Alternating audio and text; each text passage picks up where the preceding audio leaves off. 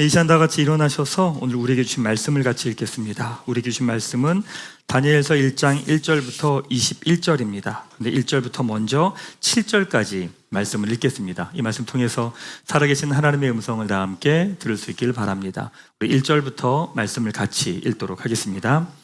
유다왕 여호야김이 다스린 지 3년이 되는 해에 바벨론 왕 느부갓네살이 예루살렘에 이르러 성을 에워쌌더니 주께서 유다 왕 여호야김과 하나님의 전 그릇 얼마를 그의 손에 넘기심에 그가 그것을 가지고 신할 땅 자기 신들의 신전에 가져다가 그 신들의 보물 창고에 두었더라. 왕이 환관장 아스브나스에게 말하여 이스라엘 자손 중에서 왕족과 귀족 몇 사람 곧 흠이 없고 용모가 아름다우며 모든 지혜를 통찰하며 지식에 통달하며 학문에 익숙하여 왕궁에 설 만한 소년을 데려오게 하였고 그들에게 갈대아 사람의 학문과 언어를 가르치게 하였고 또 왕이 지정하여 그들에게 왕의 음식과 그가 마시는 포도주에서 날마다 쓸 것을 주어 3년을 기르게 하였으니 그 후에 그들은 왕 앞에 서게 될 것이더라. 그들 가운데는 유다 자손 곧 다니엘과 하나냐와 미사엘과 아사랴가 있었더니 환관장이 그들의 이름을 고쳐 다니엘은 벨드사살이라 하고 하나냐는 사드락이라 하고 미사엘은 메삭이라 하고 아사랴는 아벳느고라 하였더라. 아멘. 네, 그 자리에 앉으시기 바랍니다. 가슴에 손대고 제가 하는 기도 따라하겠습니다. 하나님은 나를 사랑하십니다. 나는 그 사랑 안에 있습니다. 나는 하나님의 형상입니다. 나는 하나님의 꿈입니다. 그렇게 살아갈 것입니다. 아멘. 네, 감사합니다. 자, 오늘은요, 나의 문제를 하나님의 문제로 바꾸라 라고 하는 제목을 가지고 말씀을 좀 같이 나누도록 하겠습니다. 자, 오늘 본문 말씀을 보면 본문에 배경이 있죠. 배경이 뭐냐? 1절입니다. 이렇게 기록하죠. 유다왕 여호야김이 다스린 지 3년이 되는 해에 바벨론 왕 느부갓네살이 예루살렘에 이르러 성을 에워쌌더니 라고 말합니다. 남유다는 586년에 바벨론에서 멸망을 당하게 됩니다. 근데 그 전에 BC 605년에 느부갓네살이 예루살렘으로 쳐들어와서 예루살렘 성을 에워싸는 사건이 일어납니다. 포위합니다. 선지자들이 끊임없이 불순종하면 멸망하고 바벨론에게 포로로 끌려간다라고 하는 메시지를 주었음에도 불구하고 남유다는 하나님의 말씀을 거절하고 거부하게 되죠. 결국 바벨론에 의해서 멸망당하게 됩니다. 근데 그때 어떤 일이 일어나느냐? 2절에 보면 이렇게 기록을 하죠. 주께서 유다왕 여호야김과 하나님의 전그릇 얼마를 그의 손에 넘기심에 라고 이야기를 합니다. 여호와 성전에 있던 기물들이 있는데 그것들이요 바벨론 땅에 있는 신전으로 옮겨갔다는 이야기입니다. 이건 단순하게 어떤 성전에 쓰는 물건이 옮겨갔다는 개념이 아니라 여호와라고 하는 이스라엘의 신, 남유다의 신 여호와가 바벨론의 신에게 멸망당했다는 이야기입니다. 그러니까 단순하게 이스라엘이 진 것이 아니라 이스라엘의 하나님이 졌다는 의미가 바로 여기에 있다는 거죠. 사실 그래서 이스라엘 백성들에게 엄청난 충격입니다. 하나님의 백성인 우리가 멸망을 당한다고? 우리가 바벨론 포로로 끌려간다고? 하나님의 사람인데, 하나님이 택하셨는데, 사실 이스라엘 백성들에게는 이것이 엄청난 충격이었습니다. 무슨 말이냐? 이스라엘에게 소망이 없다는 이야기입니다. 자신들이 믿는 신조차 멸망한 상황에서 그들이 기대할 것이 아무것도 없다라고 하는 것이 오늘 본문의 배경입니다. 여러분이 믿는 신, 우리 하나님조차 소망이 없다라고 말하면 여러분에게 희망이 있을까요? 당연히 없겠죠. 나에게도 희망이 없는 상황인데 내가 믿는 하나님조차도 그런 소망과 힘이 없다고 말하면 우리는 더 이상 살아갈 근거도 없을 겁니다. 자, 그렇다면 이런 상황을 풀어가시는 하나님의 해결책은 무엇일까요? 하나님이 없다라고 말하고 소망이 없어 보이고 모든 희망과 기대가 무너진 이 상황 가운데 하나님은 어떻게 이 문제를 풀어 가실까요? 본문 3장 5절에 보면 이렇게 말씀하죠. 왕이 환관장 아스브나스에게 이런 명령을 합니다. 왕족과 귀족 몇 사람 흠이 없고 용모가 아름다우며 지혜와 또한 지식이 통달하고 학문에 익숙해서 왕궁에 설 만한 소년들을 데려오라고 말합니다. 그래서 그들에게 갈대아의 학문과 언어를 가르치게 하고 또는 왕의 음식을 날마다 먹게 하라라는 명령을 내립니다.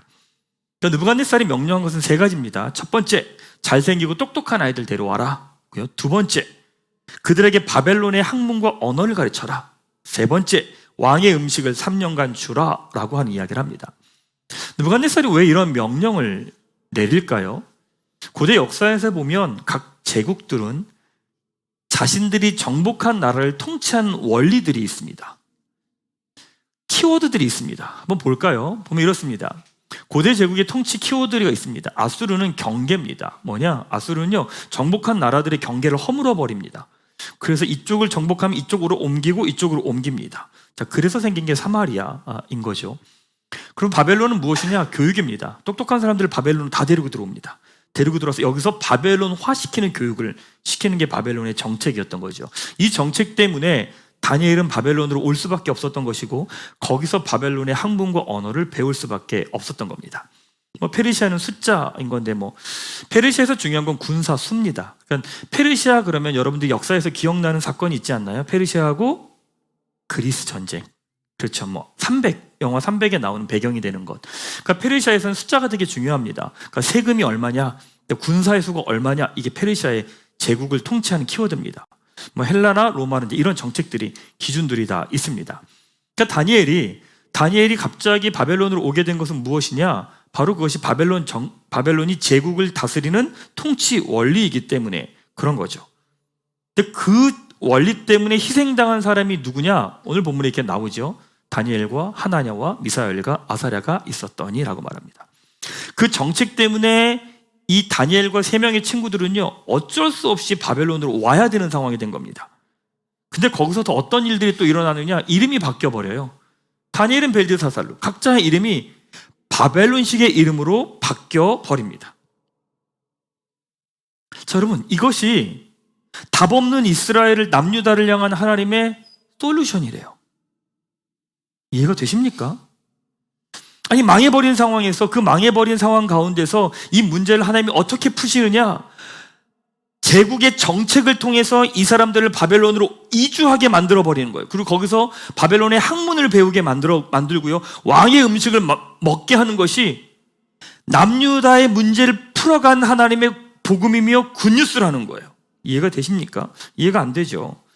사실 모든 상황은 다니엘과 세 친구는 악몽과도 같은 겁니다. 고향을 따는 어쩔 수 없이 이쪽으로 올 수밖에 없었고요, 여기서 갈대아의 학문과 언어를 배울 수밖에 없었고요, 여기서 왕의 음식을 먹을 수밖에 없고요, 이름이 바뀌어야 되는 상황이 돼버린 거예요. 자기의 의지와는 하나도 상관없는 일들이 다 발생해버린 겁니다. 결국 바벨론은 남유다라는 나라 자체를 없애려고 만든 정책이거든요.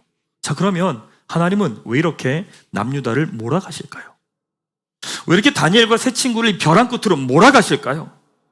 아니, 남유다가 회복되려면 똑똑한 사람들이 있어야 되는 거 아닌가요? 그럼 이 사람들을 통해서 남유다가 세워져야 되는 거 아닌가요? 근데 하나님은 이 사람들을 벼랑 끝으로 몰아가십니다. 왜 그러실까요? 왜 이렇게 벼랑 끝으로 몰고 가실까요? 이유는 간단합니다. 하나님의 자신감입니다. 벼랑 끝으로 가도 내가 너희 구원할 거야, 내가 너희 살릴 거야, 내가 너희 회복할 거야 라고 하는 하나님의 자신감입니다. 근데 이 사건을 통해서 남유다가 바벨론에서 다시 돌아올 때 남유다가 세워지는 준비되는 시기가 바로 다니엘 때문에 그렇습니다. 나중에 나오겠지만 전 다니엘 퀴즈라고 이야기합니다. 이 다니엘 때문에 영향받은 사람들이 누구냐? 1차 포로 귀환 때 스룹바벨이고, 2차 때 에스라고, 3차 때 느헤미야입니다. 그리고 에스더까지도 포함이 됩니다. 그러니까 다니엘이 이쪽으로 이주하고 난 다음에, 어쩔 수 없이 오고 난 다음에 바벨론의 언어를 배우고 학문을 배우면서 이곳에 머물면서 다니엘이 줬던 영향력 때문에 사실은 바벨론 포로로 돌아왔을 때 남유다의 가운데 다시 하나님의 나라가 세워지는 계기가 됩니다. 오늘 말씀 가운데서요, 두 가지 메시지 여러분하고 좀 같이 나누겠습니다. 첫 번째 주신 메시지는 하나님이 일하실 수밖에 없도록 내어드리라는 거예요. 좀 하나님이 일하실 수밖에 없도록 내어드리라는 거죠. 다니엘과 세 친구가 어쩔 수 없이 바벨론으로 옵니다. 어쩔 수 없이 언어를 배우고 학문을 배우고 음식을 먹어야 되고 이름을 바꿔야 되는 상황이 됐습니다. 믿음도 신앙도 버려야 되는 상황이 된 거죠. 근데 여러분, 한편으로 돌아보면 이건 기회 아닌가요? 왜요? 5절에 보면 이런 말씀이 있습니다. 그 후에 그들은 왕 앞에 서게 될 것이더라. 자기의 민족은 망했어요. 근데 망하면 어때요? 난 잘 사는데. 기회가 주어진 거 아닌가요? 아니, 여기서 내가 잘 있으면 내 인생 미래는 보장된 거예요. 꽃길이 열린 거예요. 너무 좋은 기회 아닌가요? 잘 살 수 있고요, 모든 축복을 누리며 갈 수 있는 최고의 기회입니다. 자, 여러분이라면 어떡하실래요? 여러분이라면 이 상황이, 이 기회가 여러분에게 주어졌어요. 여러분 어떡하실래요? 만약 저라면, 여러분들 대답 안 하시니까, 만약 저라면 저는 하나님이 나에게 주신 기회라고 생각하고 냉큼 받아먹을 겁니다. 아, 하나님 날 사랑하시는구나. 그래서 이 고난과 어려움의 시간 가운데서도 나에게 길을 열어주시는구나. 살 길을 열어주시는구나. 갈 길을 열어주시는구나. 라고 하고요. 저는 냉큼 받았을 겁니다. 바벨론 학문 언어 열심히 배웠을걸요. 저 음식 고맙다고 먹었을걸요. 그 이름은 자진해서 바꿨을 거예요 아마. 저 바꾸겠습니다 이름. 그러고 바꿨을 거예요 저는 아마. 왜요? 하나님이 주신 기회라고 생각했으니까. 라고 생각했으니까. 근데 다니엘은 어떻게 하느냐? 이렇게 말합니다. 다니엘은 뜻을 정하여 왕의 음식을 먹지 않기로 결정을 합니다. 왕의 음식은 어떤 의미냐? 같이 밥 먹는다는 이야기는 어떤 의미가 있냐면 같은 편이라는 이야기잖아요. 음식을 먹는다는 건, 음식을 준다는 건 그 사람이 주인이라는 이야기입니다. 주인이고 나는 종이라는 이야기입니다. 음식을 같이 먹으면서는 같은 한 편이 된다라고 하는 의미가 있는 거죠. 근데 다니엘은 그것을 거부합니다. 기회를 차버립니다. 그리고 어떻게 하느냐? 환관장에게 요청을 합니다. 뭐라고 말하냐면 환관장이 구해요. 뭐를 구했느냐? 이런 이야기를 합니다. 열흘간 한번 시험해 보십시오. 시험해봐서 채식을 해서 더 한번 비교해 보십시오 라고 하는 이야기를 하게 되죠. 다니엘이요, 편하고 쉬운 길을 가면 되는데 굳이 이렇게 번거롭고 힘든 길을 갑니다. 다시 말하면 하나님은요, 다니엘은 하나님이 일하실 수밖에 없는 상황으로 하나님을 몰고 가요. 놀랍지 않습니까? 사실 다니엘은 늘 이런 식입니다. 다니엘서 2장에 보면 어떤 일이 일어나냐면 느부갓네살 왕이 꿈을 꿉니다. 꿈을 꾸는데 그 꿈이 내용을 이야기해주지도 않고 그 꿈을 해석하라고 이야기해요. 근데 해석 못하니까 너희들은 거짓말하는 존재야. 그럼 느부갓네살 왕 다 죽이려고 하는 거예요. 그때 다니엘이 이렇게 말해요. 왕한테 가서 시간을 주시면 왕에게 그 해석을 알려드리겠습니다 라고 하는 이야기를 해요. 아무것도 없어요. 내용이 뭔지도 몰라요. 어떤 내용인지 알 수도 없어요. 근데 뭐라고 말하냐면 시간을 주시면 왕에게 그것을 알려드리겠습니다 라고 이야기를 해요. 그러고 나서 17절 18절 말씀에 보면 그 내용을 이야기를 하고 기도를 하면서 하나님께 은혜를 구합니다. 이게 왜 중요하냐면 다니엘은 언제나 늘 이런 식입니다. 내 앞에 어떤 문제가 딱 생기면 그 문제를 내 방식과 내 이성과 내 생각으로 풀지 않고요, 하나님이 일하실 수 있는 시간과 공간과 관계를 만들어 놓습니다. 근데 어떡하냐면 내가 이 문제를 풀려고 하는 게 아니라 하나님이 일하실 수밖에 없도록 몰아갑니다. 상황을 보면, 오늘 본문을 보면 다니엘은 하나님께서 남유다를 몰아가시고 다니엘을 몰아서 바벨론까지 오게 하신 겁니다. 몰아가서 오게 하신 거죠.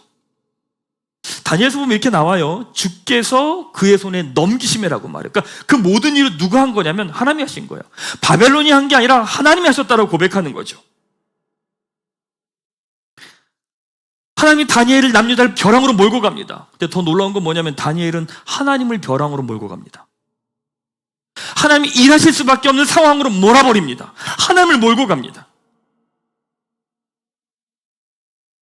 느부갓네살 왕이 꿈을 꿉니다. 꿈을 꾸고 알려주자면 죽겠다고 말하니까 왕께 가서 시간을 좀 주십시오. 그러면 알려드리겠습니다 라고 하고 시간을 누구에게 주는 거예요?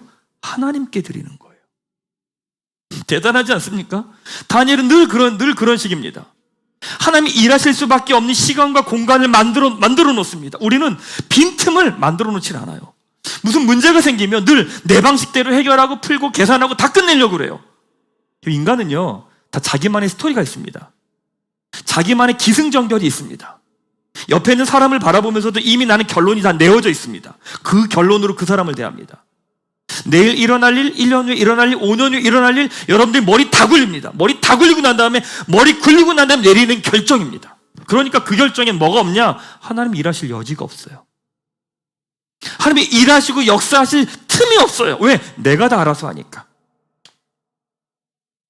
에비너티 디시스가 쓴 전략의 탄생이라고 하는 책이 있습니다. 제가 이 책 되게 좋아합니다. 종종 예를 들었던 얘기인데 1970년대에 미국 서부에서 치킨 게임이라는 일들이 되게 많았으니까 차가 서로 막 달려오는 거예요.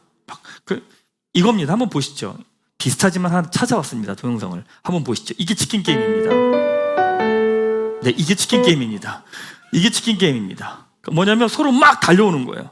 막 달려오면서 무서우면 누군가 핸들을 틀 거 아니에요. 그럼 그 사람은 평생 그 마을에서 겁쟁이라는 얘기를 들으면서 수치스럽게 살아야 되는 거예요.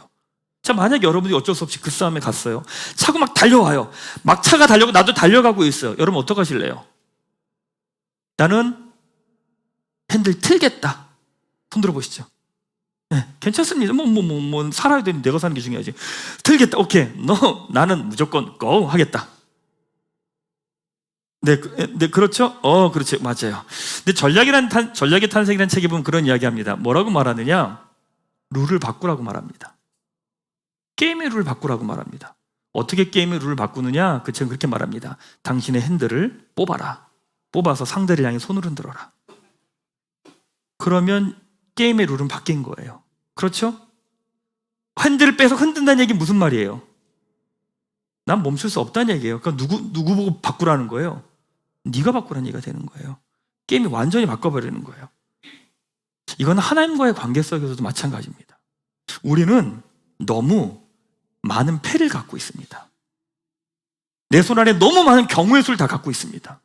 그 경우의 수를 가지고 내가 머리를 굴리고 계산하며 판단하고 결정하고 다 움직입니다. 여러분이 그 결정 왜 내리는데요? 여러분의 이익이 된다고 하니까 결정 내리는 거예요. 왜 이 선택하는데요? 이게 나한테 이익이 될 것 같고 내 미래가 보장될 것 같으니까 이 선택을 하는 거예요. 자, 보지요. 정말 이익이든가요? 그 선택과 그 결정이 나한테 정말 이익이 되든가요? 그렇지 않아요. 우리의 가장 큰 어리석음은 무엇이냐면 내 문제로 내가 고민하는 게 아니라 그것은 하나님의 문제로 하나님의 문제 바꿔드려야 되거든요. 하나님이 일하실 수밖에 없도록 내어드려야 되거든요. 근데 우리는요, 그 문제를 하나님이 일하시도록 내어드리지 않아요. 혼자 상상해요. 혼자 미리 결론을 내려요. 그리고 포기하고 현실에 맞춰요. 다니엘에게 있는 모습 중에 하나는 하나님이 일하실 수밖에 없는 상황과 환경을 만들어버립니다. 열흘간 채식하겠습니다. 비교해 보십시오. 아니, 하나님을 향한 믿음을 가지고 내린 선택인데 하나님께서 책임질 수밖에 없는 상황이 돼버리는 거죠. 그렇죠? 3일간 시간을 좀 주십시오. 꿈을 해몽해 드리겠습니다.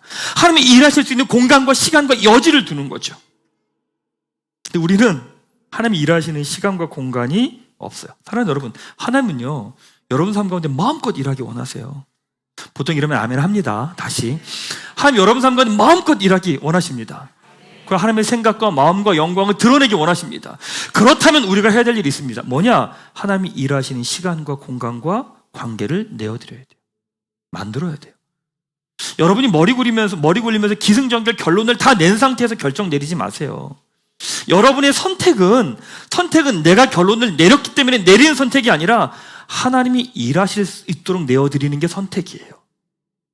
나한테 이익이 되기 때문에 그 선택이 아니라 하나님이 일하시는, 손해가 될 수도 있고 이익이 될 수 있지만 하나님이 일하실 수 있도록 그 공간과 시간을 내어드리는 것이 바로 선택이에요. 중요한 선택과 결정 가운데 여러분 있습니까? 여러분의 머리와 계산만으로 가지 마십시오. 절대 그 길은 그렇게 갈 수 있는 게 아닙니다. 하나님이 일하실 수 있는 시간과 공간을 내어드리십시오. 바로 그럴 때 여러분의 생각과 수준을 넘어서 일하시는 하나님을 경험하기 때문입니다.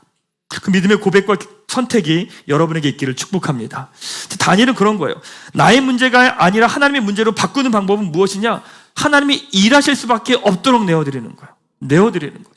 거기서 하나님이 일하신다는 거죠. 자, 두 번째 메시지는 이겁니다. 우리는 플러스 알파가 있는 인생이라는 거예요. 우리 인생은요, 플러스 알파가 있는 인생이라는 거죠. 다니엘은 하나님이 일하실 수밖에 없도록 내어드립니다. 신앙이 없는 사람의 관점에서 보면 다 모험입니다. 자, 보세요. 머리로는 가능성이 있지만 확실하지 않은 것들을 다니엘은 계속합니다. 보세요. 열흘간 채식을 했어요.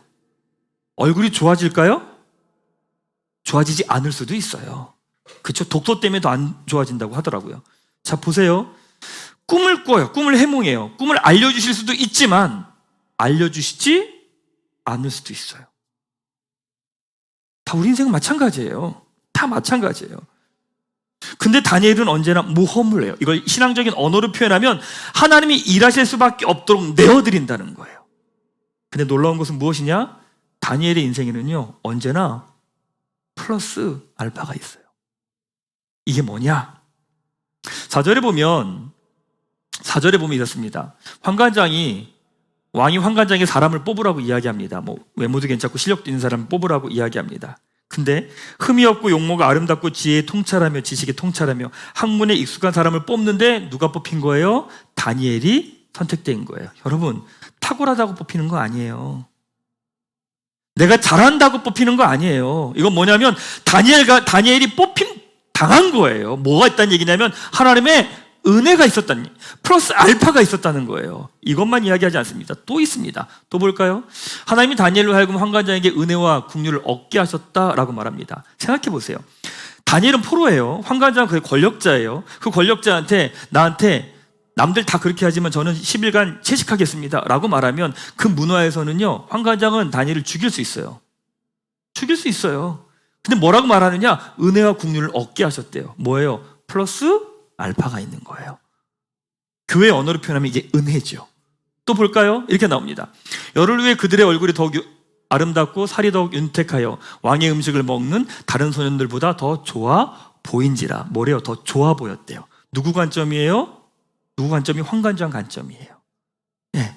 좋아 보이는 건 역시도요, 보이는 것도요, 내가 좋아 보이겠다고 해서 보일 수가 없는 거예요. 그것도 뭐예요? 그것도 은혜예요.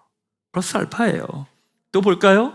왕이 그들에게 모든 일을 묻는 중에 그 지혜와 총명이 온 나라의 박수와 술객보다 10배나 나온 줄 아니라 라고 말합니다. 무슨 얘기냐면 느부갓네살 왕이 다니엘이 아는 것만 물은 거예요. 어떻게 모든 지식을 다 알아요? 알 수 없죠. 근데 다 대답을 하는 거예요. 그 말은 무슨 말이냐면 다니엘이 아는 것만 느부갓네살이 질문을 했다는 얘기예요. 이게 뭐예요? 이것도 은혜예요. 은혜예요, 이것도. 다니엘과 세 친구에게 있는 게 무엇이냐? 플러스 알파입니다. 교회의 언어로 표현하면 은혜입니다. 하나님의 은혜가 있었다는 거죠. 삶을 살아가다 보면 아는 게 하나 있습니다. 그게 뭐냐면 뽑히고 싶다고 해서 뽑히는 게 아니라는 겁니다.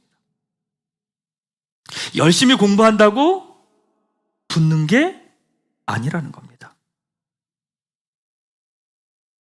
내가 열심히 한다고 해서 결과가 나오는 게 아니라는 겁니다. 내가 똑똑하다고 해서 모든 것을 다 알 수 있는 게 아니라는 겁니다. 결국 모든 것은 내가 수고하고 노력하고 애써서 이 자리까지 왔다고 생각하지만 사실은 우리에게는 플러스 알파, 하나님의 은혜가 있었기에 이 자리까지 우리가 온 겁니다. 하나님께서 예수님을 이 땅에 보내시면서 우리에게 선명하게 주어진 게 하나 있습니다. 그게 뭐냐? 이 말씀 한번 읽겠습니다. 시작. 그리스도 예수 안에 있는 속량으로 말미암아 하나님의 은혜로 값없이 의롭다 하심을 얻은 자 되었느니라 라고 말합니다. 예수님 오심 통해서 우리 삶 가운데 달라진 게 있습니다. 그게 뭐냐면요, 은혜입니다. 은혜입니다. 여러분에게 플러스 알파가 있다는 이야기입니다. 근데 왜 이것이 중요하냐면 이것 때문에 우리 인생이 절망하지 않는 거예요. 내가 계산하는 게 전부라면 우린 절망해야 돼요. 내가 아는 게 전부라면 우린 무너져야 돼요. 근데 내가 생각하는 게 전부가 아니라 플러스 알파가 있기 때문에 그 자리에서 한 걸음 더 나아갈 수 있는 거예요.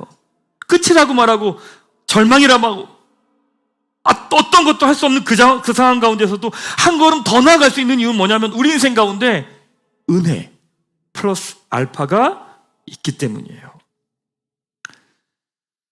답이 없습니까? 그럼 내가 어떻게 해야 될지 모르겠습니까? 그럼에도 불구하고 여러분, 피하거나 도망가지 마세요.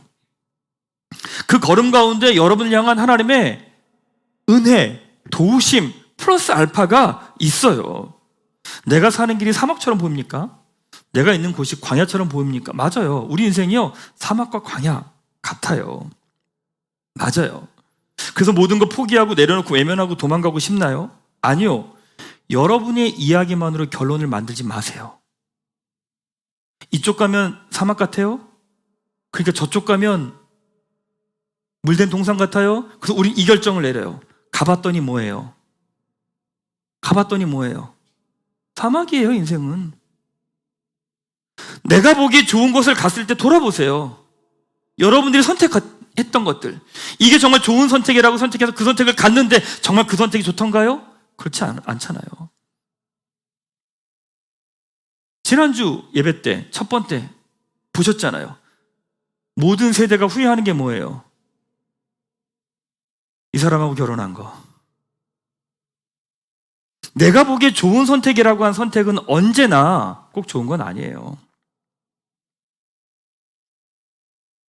이사야 43장 19절 이렇게 말합니다. 뭐라고 말하느냐? 내가 광야의 길을 사막의 강을 만든다라고 말씀합니다. 무슨 말이에요? 내가 광야에 있는지 사막에 있는지 중요하지 않은 거예요. 왜? 우리는 플러스 알파가 있어요. 어떤 플러스 알파냐? 너 광야에 있어? 걱정하지 마. 길이라고 하는 플러스 알파가 있어. 넌 사막이야? 걱정하지 마. 강을 만들 거야 라고 하는 플러스 알파가 있어. 여러분, 우리 인생은요 다 광야와 사막이에요. 그런데 우리 인생이 광야와 사막에서 죽지 않고 살아갈 수 있는 이유는 무엇이냐면, 광야의 길을 만드시고 사막에 강을 내시는 하나님의 플러스 알파 은혜가 있기 때문이에요. 이게 우리에게 주신 하나님의 은혜예요. 사랑하는 여러분, 우리는요 은혜가 있는 사람들이에요.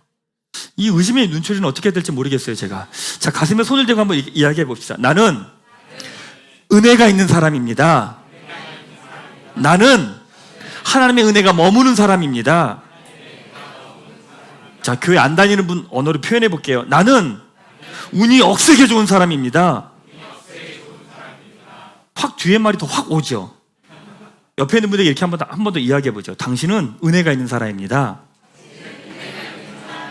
당신은 운이 억세게 좋은 사람입니다. 맞아요. 여러분, 우리는 우리 힘만으로 사는 인생들이 아니에요. 뭘로 사는 인생이냐면, 우리 인생은 플러스 알파가 있어요. 뭐예요? 하나님의 은혜가 있어요. 그러니까 내가 사막에 있는지 광야에 있는지, 거기서 내가 어떻게 살아가야 되는지 너무 불안해하지 마세요. 사막에 가지 말아야지, 광야에 가지 말아야지. 아니요. 여러분이 어떤 선택을 해도 여러분이 가는 곳은 다 사막이고 광야일 거예요. 그게 인생이에요. 그럼에도 불구하고 우리가 담대하게 걸어가는 이유는 뭐냐면, 광야에 가도 문제되지 않는 거예요. 왜? 거기서 하나님 길 만드시니까. 아멘. 사막에 가도 문제되지 않는 거예요. 왜? 거기 하나님이 강을 만드시니까. 아멘. 이 고백이에요. 이 고백 때문에 우리에게 주어진 길을 한 걸음 한 걸음 걸어가며 그 자리에서 하나님의 나라를 살아가는 거죠. 사랑하는 여러분 한 분 한 분에게 하나님의 은혜가 있음을 믿으시기 바랍니다. 그 은혜가 지금도 여러분에게 머물고 있음을 믿으시기 바랍니다. 말씀 마무리하죠. 하나님께서 남유다를 몰아가십니다. 다니엘과 세 친구를 몰아가십니다. 근데 다니엘은 오히려 하나님을 몰아갑니다. 하나님이 일하실 수밖에 없도록 내어드립니다. 하나님이 일하시는 시간과 공간을 만들고 내어드리며 기도하며 기다립니다. 그리고 하나님은 그런 다니엘에게 플러스 알파 하나님의 은혜를 더하십니다. 사랑하는 여러분, 여러분의 선택과 결정은 여러분의 결론이 아닙니다. 내가 머리 다 굴리고 난 다음에 이거구나 라고 해서 내리는 선택 아닙니다. 하나님 믿는 사람들의 선택과 결정은 하나님이 일하시는 시간과 공간을 만드는 겁니다. 하나님이 일하실 수밖에 없도록 내어드리는 겁니다. 한 가지 예를 더 드리고 말씀 마무리하죠. 누림기도를 계속 진행하고 있습니다. 사람들 만나서 같이 계속 기도합니다. 그러니까 누림기도는요, 하나님이 일하실 수밖에 없는 구조예요. 하나님 일하실 수밖에 없는 구조예요. 하나님이 일하신다라고 고백하고 하나님이 치유하신다고 고백하는 고백이기 때문에 하나님이 일하지 않고는 버티실 수가 없어요. 제일 먼저 장애가 되는 건 접니다. 하나님이 고치십니다 라고 말할 때 안 고치시면 어떡하지? 라고 하는 두려움, 불안함. 이건 뭐냐면요, 내 살 길을 내가 찾는 거잖아요. 지금 얼만큼 덜 창피할 수 있을까, 아무 일도 안 일어나면 얼만큼 날 보호할 수 있을까를 계산하는 행동이에요. 근데 이제 그 부분 지나간 것 같아요. 괜찮아요 이제는. 왜? 내 일인가 그분 일이지? 내가 창피할 일인가 그분이 창피할 일이지? 그리고 어떻게 하는 줄 아세요? 하나님 일하십니다 선포합니다. 그 다음 문제는 그분 겁니다. 그러면 일하지 않으시면 당신이 창피한 거지 제 문제는 아닙니다. 사랑하는 여러분, 여러분의 삶의 선택과 결정은 하나님의 영역입니다. 여러분이 하려고 이렇게 몸부림치지 마십시오. 여러분이 푼다고 풀려고 애쓴다고 해서 풀리는 게 아닙니다. 하나님이 일하실 수밖에 없도록 내어드리십시오. 믿음의 고백과 선택을 하십시오. 하나님을 향한 믿음이 있기 때문에 내가 그 걸음을 걸어간다 하면 하나님이 그 믿음을 보면 일하실 수밖에 없도록 몰아가십시오. 하나님이 여러분들을 몰아간다고 불평하고 원망하는 거 그만하시고 이제 여러분이 하나님을 좀 몰아가세요. 하나님 일하실 수밖에 없도록 하나님 벼랑 끝에서 몰아가세요. 하나님이 나의 삶 가운데, 나의 가정 가운데 일하실 수밖에 없도록. 하나님 너무 일하고 싶어 하세요. 여러분 삶 가운데 이번 한 주간 하나님의 일하심들을 더 깊이 경험하며 여러분의 문제라고 생각하고 있는 그 문제를 하나님의 문제로 바꿔 올려드리십시오. 그리고 하나님을 몰아가십시오. 하나님이 일하실 수밖에 없도록 내어드리십시오. 하나님 일하시는 시간과 공간과 관계를 만드십시오. 그리며 기도하십시오. 그런 여러분에게 하나님의 플러스 알파 은혜, 그것들 더 깊이 누리는 이번 한 주가 되기를 주님의 이름으로 축복합니다. 함께 찬양하며 주님 앞에 나아가죠. 모든 시선을 주님께 드리고 고백하며 주님 앞에 나아갈까요? 나를 향해 있던 시선들, 이 땅에 있던 시선들, 내가 계산하고 판단하며 내 머리 안에서 움직이던 것들을 멈추고 시선을 하나님께 향하며 하나님이 일하실 수밖에 없도록 내어드리며 함께 고백하며 나아가십시다. 모든 시선을 주님께 드리고 살아계신 하나님을 느낄 때 우리 함께 고백하며 주님 앞에 나아갑시다. 모든 시선을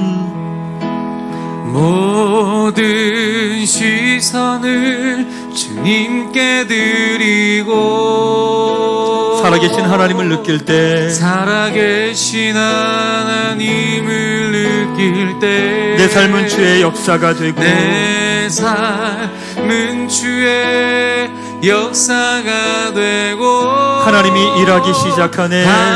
하나님이 한 번 더 고백할 때 우리 두 손 들고 고백하십시다. 모든 시선을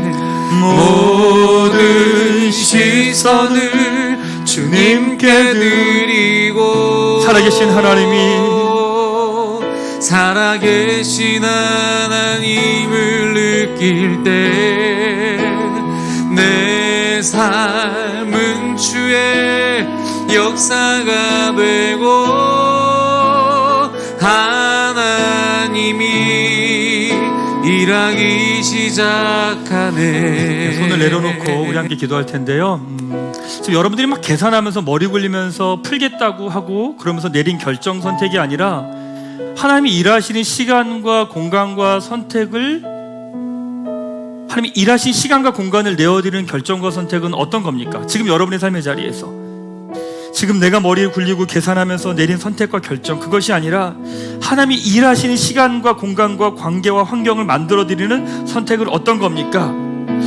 하나님, 내가 하나님의 일하심의 시간과 공간과 관계를 내어드리는 선택이 어떤 건지 압니다 라고 하는 분들, 하나님을 향해 두 손을 한번 들어보십시다. 하나님, 내 머리와 내 생각과 내 계획이 아니라 하나님이 일하실 수밖에 없도록 내어드려야 되는 선택이 뭔지 압니다.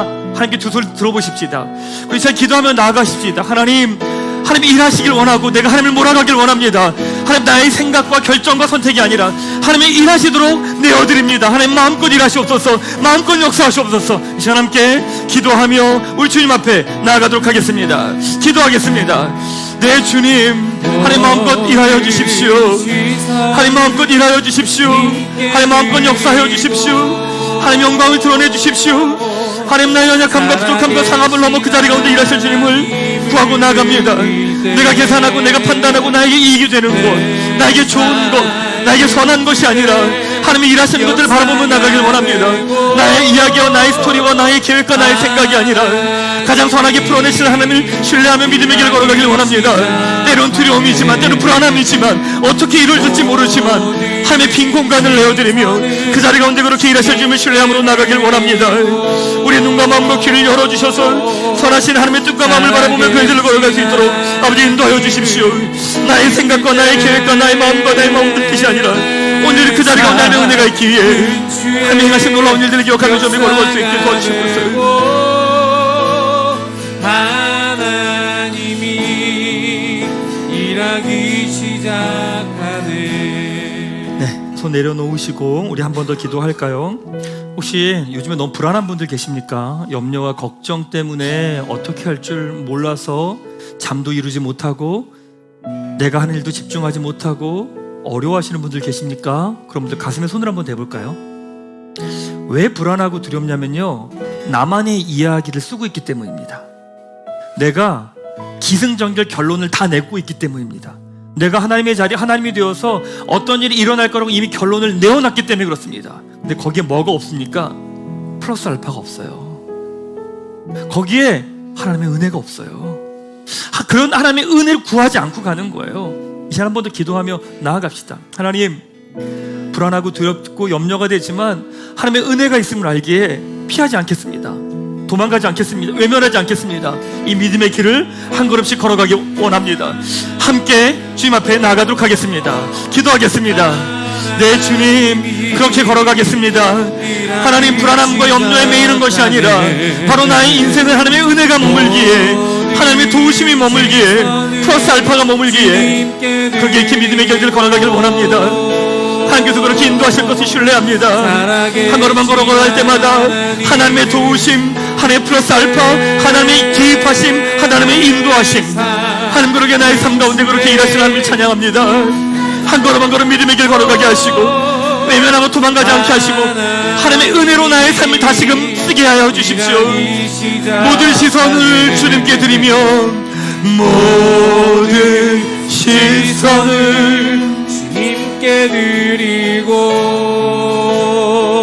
드리고, 살아계신 하나님을 느낄 때 내 삶은 주의 역사가 되고, 우리 한 번 더 고백할 때 여러분의 목소리로 소리 높여 고백하십시다. 모든 시선을 주님께 드리고,